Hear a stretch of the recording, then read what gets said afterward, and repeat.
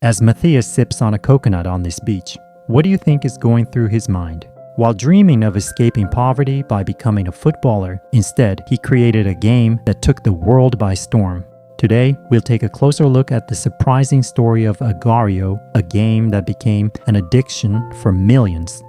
Matheus Valadares was born in 1996 to a Portuguese father and a Brazilian mother. Like many other kids in Rio de Janeiro, his dream was to become a footballer and escape poverty. During high school, a leg injury forced him to abandon his football aspirations. After his football dreams were cut short, Matheus spending more and more time at home, diving deep into the computer his parents had bought him when he began high school. It was during this time that he got hooked on programming, and by the age of 16, he was already diving into languages like Java and C++.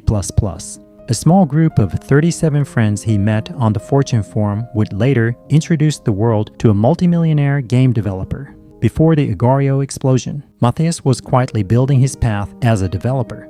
His first step was creating his personal website m28.is. This is where he really got the hang of web design.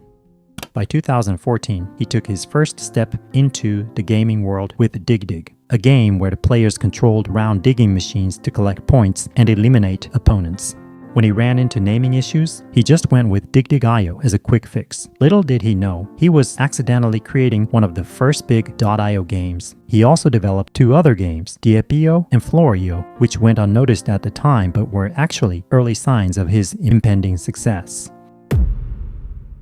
A year later, Matheus designed a new game inspired by cells. He named it Agar, featuring mechanics similar to cellular growth and division. Players controlled a simple cell, consuming others to grow.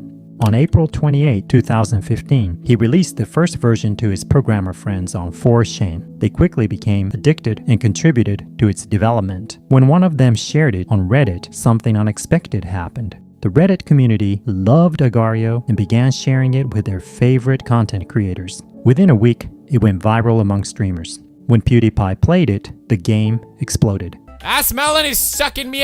Just a month after launch, it reached an astonishing 140 million active players. In 2 months, Agario videos surpassed 1 billion total views. YouTubers like Jumbo and Woon Woon gained tens of millions of views just by playing the game. For Matheus, this success was a dream come true. He had never imagined his game would become so wildly popular. With some quick business smarts, Matheus added ads and in-app purchases to the game. After every death, players were hit with up to 3 ads. Thanks to over 100 million monthly visitors, he was soon pulling in around $2.5 million per month just from ads. A broke kid from Brazil had turned a simple side project into a multi-million-dollar machine. This crazy success caught the attention of the big players. Robert Small, CEO of Miniclip, personally reached out to Matheus with a partnership offer. Matheus flew from Brazil to Portugal to hear it out. Miniclip would develop and publish the mobile versions of Agario, and on July 7, 2015, the game launched on all mobile platforms. For this partnership, Miniclip paid Matheus over $15 million.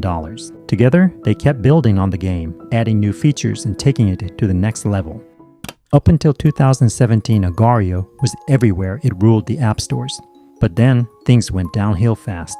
The YouTubers who used to rack up millions of views, suddenly they were barely hitting 10 to 30,000. And the player base, it just started vanishing. The game fell off due to cheaters and weak security. Bots pushed real players away, and Miniclip didn't fix it. On top of that, modded private servers made the original less appealing.